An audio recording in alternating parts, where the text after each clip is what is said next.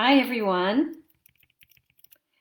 Deb Cottle here for Motivational Moments. Thank you for joining me. I am so excited to be with you again on this Wednesday afternoon at noon for our 15 minutes of inspiration, reflection, evaluation, motivation, inspiration, all those rolled into one.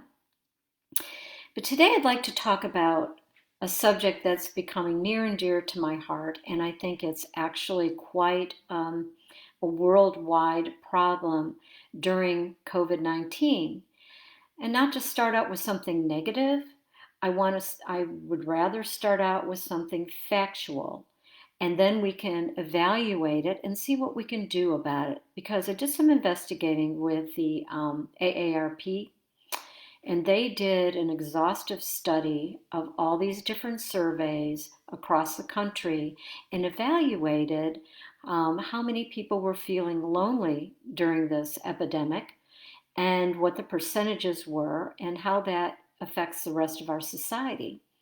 So I want to start out by looking at those statistics and having you think about them because it didn't really hit me until I started looking at the stats and realizing that those stats are higher than they were last year. So hold on, let me grab them. So according to the AARP and Social Pro, which was what they used to evaluate all these different surveys and compile them for this report, 61% of Americans are lonely in 2019. In 2018, that number was 54%. So as you can see, it's been going up. 52% sometimes or always feel alone, and that was from 2019. 47% sometimes always feel that their relationships are not meaningful in that year. 21% claim that they have no close friends. 58% say sometimes or always feel like no one knows them well. And this is from last year. 49% sometimes or always feel as though they lack companionship. And 53% say it's difficult to make friends because they are shy. That's a huge number, 53%. And as far as loneliness among the elderly or people over 60, ooh, that sounds terrible, doesn't it? We're only getting better. 45% of baby boomers sometimes or always feel lonely. And that was a government survey for 2019. So that being said, what is it that we can do on an individual basis, as a group basis, as a worldwide effort to help people feel less lonely and feel more connected? I think the first thing we need to do is make sure that we have ourselves in check, that we're feeling really good about ourselves. Because if you're not feeling good about yourself, it's really hard to help other people. So we've talked about this many times. It's like putting positive affirmations into writing, feeling good about what you say to yourself and to others. Change your thought process. Make sure you have more positive thoughts than negative thoughts. And then taking action, exercising, creating a plan, meditating, prayer, whatever it takes to help you become more empowered, stronger, positive. And when you do that, not only will you attract other like-minded individuals, but you will be a beacon of light for others.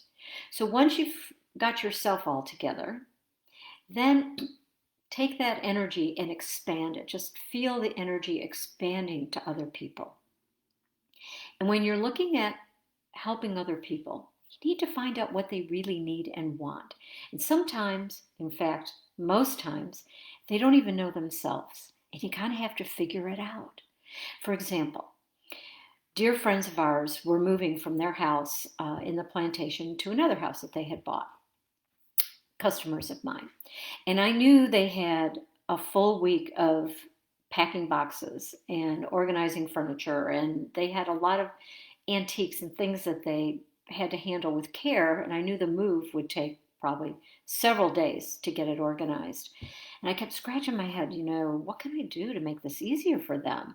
And I even asked, and they're like, oh, we're fine. We've got it covered. Do you need help packing? No. Do you need this? No. And then I thought, well, they've got to eat, and they probably don't want to take the time out to go to a restaurant or cook or whatever. So I thought, what can I do? Well, I can make up some sandwiches. I had just bought a bunch of lunch meat and cheese and that, and then I actually had some things for salad. So this day I made up all these sandwiches, and it was really kind of fun. Took me back to grammar school days, making lunch for Connor. And so I packed up this lunch, really nice lunch for them, and brought it over. And they were so surprised and so grateful and thinking, wow, that's perfect. Well, not only did it make them feel good, it made me feel great. And I thought, wow, I'm going to do this again tomorrow. So the next day, I think I didn't have enough time to make anything. So I went to Marche Barrette and I ordered sandwiches and I brought them over. And they loved it. They're like, oh, thank you so much. This is such a big help. We don't have to take time out of our schedule to worry about food. And then on the third day, I thought, well, this is working so well. What else can I do? And I thought, I should really make something from scratch. So actually, Stan and I did it together. He has this terrific breakfast casserole that has grits and eggs and sausage, and it makes a big casserole dish. So we made this casserole. And then afterwards, I divided it up into all these different containers, some for the fridge, some for the freezer. So I brought this whole package over to them. So really, literally, I made lunch or food possible for about a week. And you know what? It was so much fun to do. And they were so appreciative. And so I'm thinking of other things that we could do for other people that they may not be aware of, or they're not thinking about it, but we could make an impact no matter how small or big. It's just the gesture. The other thing we can do is Basics 101, communicate. And how do we communicate? Well, it depends on the person, doesn't it? Some people are wanting you to pick up the phone and call them. Other people are saying, just give me a text. Some people are doing Facebook Messenger. Other people, they respond to email. For example, my dad, 95 and a half. He doesn't text. He sort of reads his email. Yeah, he does read his email.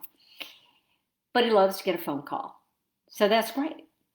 And then another friend of mine who is 91 and a half, Arnold Patton, who I've talked about before. He was a best-selling author for many years on the New York best-selling list, and is teaching people universal principles and all kinds of good stuff. And I'm one of his students. And he loves to email, and he loves to text. He'll say, text me this, text me that. And, who knew? So we just have to figure out how people want to be communicated to and with, and then make sure that we communicate in the venue that works the best for them. And that's the most important.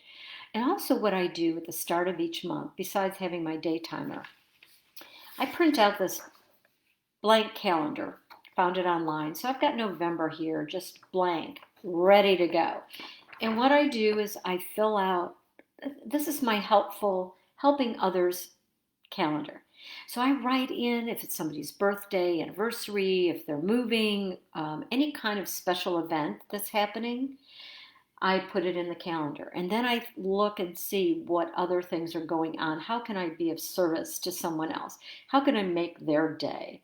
Is it a phone call? Is it a text? Is it dropping off food? Whatever it is, you have to be responsive. And in these days of loneliness and people being unsure of COVID-19 or the election coming up or their finances, people are a little bit more nervous.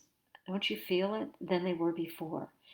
So take a deep breath yourself and become more centered and aware of how people think and what they're feeling right now. And once you get yourself centered and feeling good, then take that energy that you have and close your eyes and then visualize that energy expanding and expanding out from yourself, out to others, out into the world. And you will see that your energy will help make a difference in other people's lives. That, in combination with communicating and communicating often with those you love, with friends, co-workers, customers, it's all about how you communicate. And especially during these times, don't let people be lonely. It's too sad. And these people that are shy, help them get out of their shell. What can you do? Can you teach them something?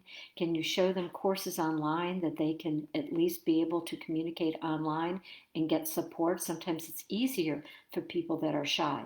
And in these COVID days, so much of us are doing Zoom or Facebook Live or doing things online versus gathering in person. This is perfect for a shy person. So go out there and help somebody else today. Think of how you can make their day better and less lonely. Thanks for listening, and I'll talk to you next week. Bye.